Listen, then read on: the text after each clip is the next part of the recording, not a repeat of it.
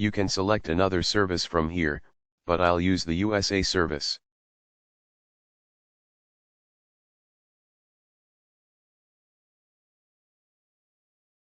The message will automatically open with the code.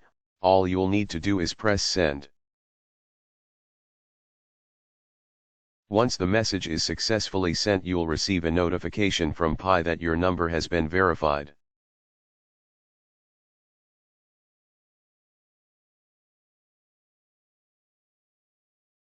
Now let's head back to the app to confirm it.